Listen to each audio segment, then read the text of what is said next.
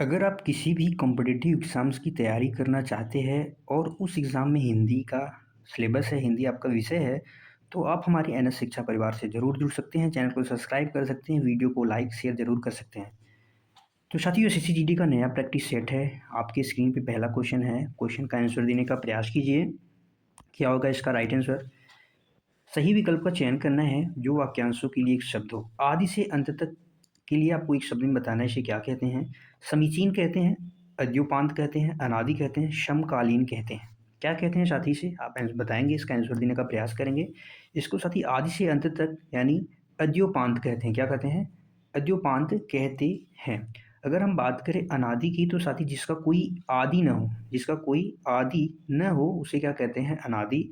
और समकालीन एक ही समय में होने वाला उसको क्या कहते हैं? समकालीन कहते हैं। याद रखेंगे आप इस सब चीज़ों को।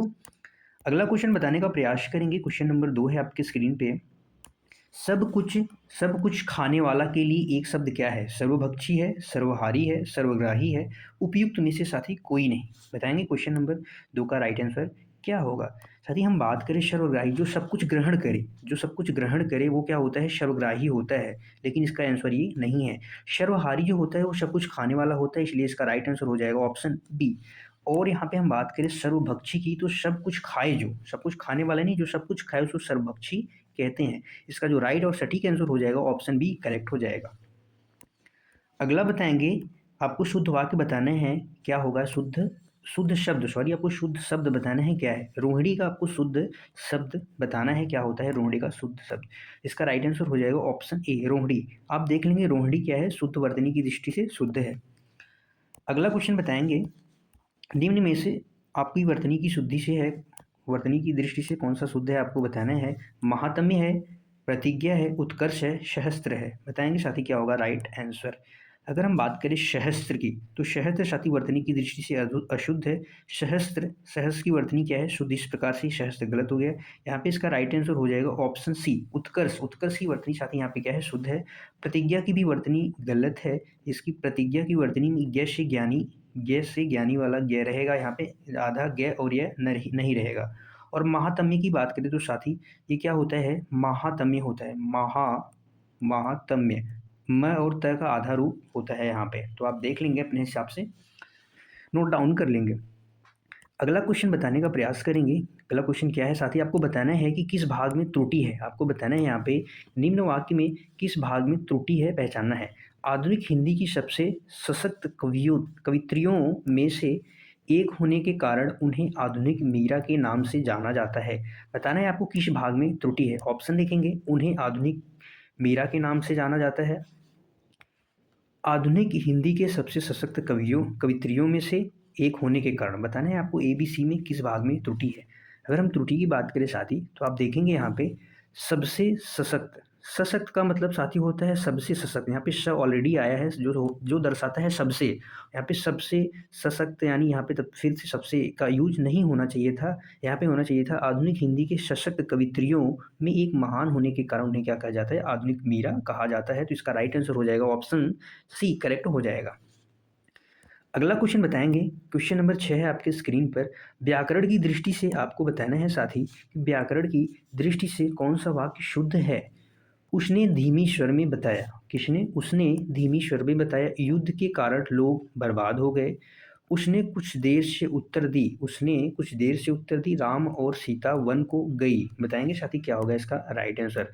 हम बात करें राम और सीता वन को गए, साथी यहाँ पे होगा क्या होगा? वन को गए होगा। उसने कुछ देर से उत्तर दिया। उसने कुछ देर से उत्तर दिया, आप ऐसा भी कह सकते हैं, उसने उत्तर दिया, कुछ देर से उत्तर दिया। युद्ध के कारण, इसका राइट आंसर हो जाएगा ऑप्शन बी, युद्ध के कारण कई लोग बर्बाद हो गए। साथी यह वाक्य पूर्ण रूप से सत्य है वर्तनी की दृष्टि से। उसने धीमी स्वर, धीमी नहीं साथी, उसने धीमे धीमे स्वर में बताया। किसने? धीमे स्वर में बताया। इसका राइट होगा। अगला क्वेश्चन बताएंगे। क्वेश्चन नंबर 7 है आपके स्क्रीन पर। आदि का आपको विलोम शब्द बताना है कि आदि का विलोम होगा, अयादि होगा, अंत होगा, व्याधि होगा, आद्य होगा। बताएंगे साथी। आदि का मतलब होता है शुरू या शुरुआत, इसका विलोम हो जाएगा क्या? अंत। इसका क्या विलोम हो जाएगा? अंत्य हो जाएगा। अगर हम आद्य की बात करें तो आद्य का मतलब होता है साथी पहला। अगर इसका विलोम क्या होगा? अंत्य हो जाएगा। अंत्य हो जाएगा, जिसका मतलब होता है अंतिम होता है। और वहीं पे व्याधि, व्याधि होता है शब्द साथी क्या होता है, व्याधि शब्द होता है। व्याधि का मतलब होता है रोग, बीमारी, पीड़ा। आप इसको इसका विलोम कह सकते हैं स्वास्थ्य। क्या कह सकते हैं? इसका विलोम आप स्वास्थ्य कह सकते हैं। अगला क्वेश्चन बताएंगे, क्वेश्चन नंबर 8 है आपकी स्क्रीन पर। श्री गणेश का विलोम साथी क्या होगा? श्री गणेश का विलोम शब्द है इतिश्री है, विनाश है, श्री राधा है, इनमें से कोई नहीं। बताएंगे साथी क्या होगा इसका राइट आंसर। श्री राधा जी ये नाम है, राधा रानी का नाम है। विनाश, अगर हमसे बात करें विनाश, विनाश का हो जाएगा विलोम साथी निर्माण। निर्माण यानी, या आप ऐसा सृजन भी कह सकते हैं। क्या कह सकते हैं? सृजन, निर्माण करना या सृजन करना। श्री गणेश यानी साथी क्या होता है? शुभारंभ, किसी चीज़ की शुभ कार्य का शुभारंभ कहते हैं, श्री गणेश हो गया। इतिश्री यानी समापन, इसी इतिश्री को क्या कहते हैं साथी? समापन कहते हैं। अगला क्वेश्चन बताएंगे, क्वेश्चन नंबर 9 है। किस विकल्प में सभी शब्द परस्पर साथी क्या है? एक दूसरे के पर्यायवाची हैं, आपको बताना है। कनक, कंचन, निनाद, वदन, आनंद, आश्य, नियति, विधि, धीवर, आशु, तीर, प्राज्ञाता। बताएंगे साथी क्या होगा इसका राइट आंसर। हम अगर आपसे बात करें आशु और तीर, आशु और तीर साथी ये किसके पर्यायवाची हैं? बाण की, बाण के पर्यायवाची हैं। और प्रज्ञाता साथी किसको कहते हैं? ज्ञान को या बुद्धिमत्ता को कहते हैं, ज्ञान या बुद्धिमत्ता कह सकते हैं। नियति, नियति और विधि, नियति और विधि किसके पर्यायवाची हैं? भाग्य के पर्यायवाची हैं। और धीवर किसको कहते हैं साथी? मछुआरा को कहते हैं। किसको कहते हैं? मछुआरा जो होता है उसको हम धीवर कहते हैं। और वहीं पे अगर हम बात करें वदन, आनंद और आश्य, ये साथी किसके पर्यायवाची हैं? मुख के पर्यायवाची हैं। किसके हैं? मुख के पर्यायवाची हैं। इसका राइट आंसर हो जाएगा ऑप्शन बी। कनक और कंचन साथी किसके पर्यायवाची हैं? सोना, इसको क्या कहते हैं? सोना। लेकिन निनाद, निनाद का मतलब होता है ध्वनि या शोर जो होता है उसको निनाद कहते हैं, ध्वनि या शोर को कहते हैं निनाद। तो इसका राइट आंसर हो जाएगा ऑप्शन बी।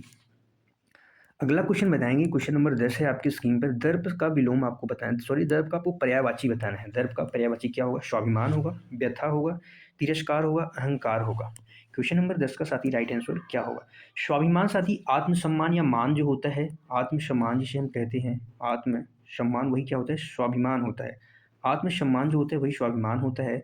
और व्यथा जो होता है साथी वो दुख, पीड़ा जिसे हम कहते हैं, दुख या पीड़ा, कष्ट, वेदना, ये क्या होता है? व्यथा के पर्यायवाची हैं।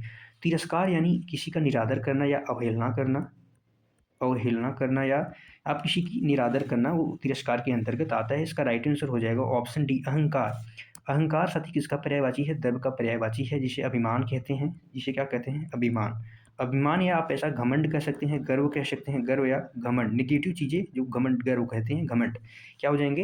अहंकार इसको कहते हैं। अगला बताने का प्रयास करेंगे। अगला क्वेश्चन नंबर 11 है आपके स्क्रीन पर। दिए गए शब्दों में आपको बताना है साथी, पर्यायवाची शब्दों में से वाक्य में आए रिक्त स्थान की आपको पूर्ति करनी है। कौन सा यहाँ पे पर्यायवाची की शब्द जो हैं सभी एक दूसरे के क्या हैं साथी? पर्यायवाची हैं। यहाँ पे क्या होगा सही आंसर? तिरंगा भारत का राष्ट्रीय क्या है साथी? निशान है, पताका है, चिन्ह है, ध्वज है। बताएंगे साथी क्या होगा इसका राइट आंसर। तो इसका राइट आंसर साथी हो जाएगा ऑप्शन डी। तिरंगा जो है भारत का राष्ट्रीय साथी क्या है? ध्वज है, न निशान है, न पताका है, न चिन्ह है। तो क्या हो जाएगा इसका? ध्वज। राइट आंसर क्या हो जाएगा यहाँ पे? ध्वज हो जाएगा। अगला क्वेश्चन बताएंगे, क्वेश्चन नंबर 12 है आपकी स्क्रीन पर। रिक्त स्थान की यहाँ पे आपको पूर्ति करनी है। क्या होगा इसका राइट आंसर? साहित्य का डैश प्रत्येक मनुष्य के लिए अनिवार्य है। दिए गए विकल्पों में से सही का चयन करना है और पूर्ण वाक्य को पूर्ण करना है। यहाँ पे साहित्य की पहचान की जाती है, साहित्य का ज्ञान, साहित्य का परख, साहित्य का पथ। तो साथी न पथ होता है, न पहचान होता है, न परख होता है। यहाँ पे क्या होगा? साहित्य का ज्ञान। साहित्य का ज्ञान प्रत्येक मनुष्य के लिए अनिवार्य है। तो यहाँ पे ज्ञान क्या हो जाएगा? उचित रहेगा, जो वाक्य को क्या करेगा? पूर्ण करेगा। अगला क्वेश्चन बताएंगे, क्वेश्चन नंबर 13 है आपके स्क्रीन पर। कान पर जू न रेंगना साथी क्या है? कान पर जू न रेंगना मुहावरे का अर्थ निम्नलिखित में से कौन सा है? बदनाम करना, बहुत दुख होना, कुछ असर न पड़ना, हिम्मत टूट जाना। क्या होगा क्वेश्चन नंबर 13 का राइट आंसर? तो इसका राइट आंसर हो जाएगा कान पर जू न रेंगना का हो जाएगा अर्थ साथी क्या? कुछ असर न पड़ना। क्या होगा? कुछ असर न पड़ना यानी कान पर जू रेंगना होता है। अगला क्वेश्चन बताएंगे, क्वेश्चन नंबर 14 है आपके स्क्रीन पर। घड़ों पानी पड़ना मुहावरे का अर्थ है घड़ों से पानी गिराना, पानी की कीमत समझना, या अत्यधिक संकुचित होना, या अत्यधिक लज्जित होना। तो घड़ों पानी पड़ना का अर्थ हो जाएगा साथी अत्यधिक लज्जित होना, अत्यधिक लज्जित होना यानी घड़ों पानी पड़ना। अगला क्वेश्चन बताएंगे, क्वेश्चन नंबर 15 है आपकी स्क्रीन पर। वर्तनी की दृष्टि से बताना है कौन सा साथी शुद्ध आपको बताना है। उन्नयन की वर्तनी आपको बतानी है कौन सी शुद्ध है। तो इसका राइट आंसर क्या होगा साथी? तो यहाँ पे इसका राइट आंसर हो जाएगा ऑप्शन सी। यहाँ पे दोनों न क्या होते हैं? एक न अर्ध रूप में होता है, एक पूरा होता है। तो इसका राइट आंसर हो जाएगा ऑप्शन सी। ध्यान में रखेंगे। अगला क्वेश्चन बताएंगे, क्वेश्चन नंबर 16 है आपके स्क्रीन पर। निम्नलिखित में से वर्तनी की दृष्टि से सही है। चहारदीवारी की आपको वर्तनी की दृष्टि बताना साथी कौन सा क्या है, वर्तनी की दृष्टि से शुद्ध है। अगर हम बात करें चहारदीवारी की तो क्या होगा इसका राइट आंसर, ऑप्शन बी चहारदीवारी होता है। क्या होता है, चहारदीवारी होता है। ऑप्शन बी क्या होगा, करेक्ट होगा, चारदीवारी। अगला क्वेश्चन बताएंगे, क्वेश्चन नंबर 17 है आपके स्क्रीन पर। उपयुक्त में आपको बताना है साथी, प्रथम प्रथम का विपरीतार्थक शब्द क्या होगा। प्रधान होगा, गौण होगा, अंतिम होगा, प्रत्यक्ष होगा, क्या होगा।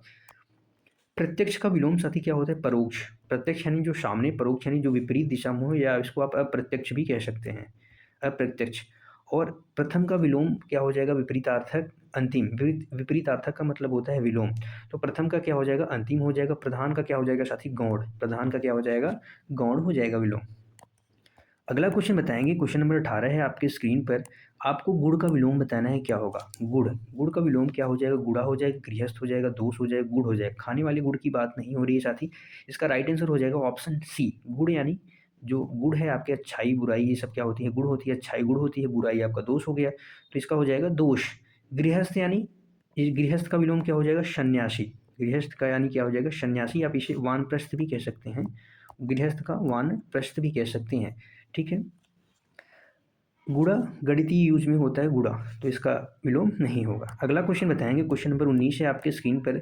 इनमें से अरण्य, अरण्य शब्द का आपको बताना है साथी, अरण्य शब्द का पर्यायवाची है, कांतार है, आभारी है, कुलीन है, शस्य है। बताएंगे क्या होगा इसका राइट आंसर। हम अगर बात करें शस्य, शस्य साथी किसको कहते हैं, फसल को कहते हैं। कुलीन जो अच्छे वंश का हो उसे कुलीन कहते हैं। आभारी यानी जो क्या, किसको कहते हैं, कृतज्ञ को। आभारी यानी कृतज्ञ को कहते हैं। इसका राइट आंसर हो जाएगा ऑप्शन ए, कांतार। कांतार को वन कहते हैं, जंगल, वन जंगल। विपिन, विपिन होता है साथी, कानन होता है, कानन। कानन के साथ साथ अरण्य भी होता है, इसके पर्यायवाची हैं, आप याद रखेंगे। आज का आखिरी क्वेश्चन बताएंगे, क्वेश्चन नंबर 20 है आपके स्क्रीन पे। इसका होगा क्या राइट आंसर। निम्नलिखित में से 4 विकल्प में है, उस विकल्प का चयन करना है जो वाक्यांश के लिए एक शब्द का विकल्प है। जो थोड़ा जानता है उसके लिए क्या होगा, अल्प होगा, अल्पज्ञ होगा, सर्वज्ञ होगा, अवज्ञ होगा। अवज्ञ साथी उसको कहते हैं जो तिरस्कार करने वाला होता है। सर्वज्ञ होता है जो सब कुछ जानने वाला, यानी जो क्या होता है, कुछ सब कुछ जानने वाला। सब कुछ जानने वाले को लिए क्या कहते हैं, सर्वज्ञ कहते हैं। जो थोड़ा जानता है उसे क्या कहते हैं, अल्पज्ञ कहते हैं। और जो अल्प का मतलब होता है साथी थोड़ा, थोड़ा या कम। अल्प का अर्थ क्या होता है, थोड़ा या कम होता है। इसका राइट आंसर हो जाएगा ऑप्शन बी। बताएंगे साथी आप सभी साथियों को आज की क्लास कैसी लगी। कल फिर मिलेंगे साथी एक नए प्रैक्टिस सेट के साथ। तब तक के लिए बाय बाय साथी, खुश रहिए, मस्त रहिए। उम्मीद करता हूँ कि आप पढ़ते रहेंगे और अपनी तैयारी को और अच्छे तरीके से करते रहेंगे। जय हिंद साथियों।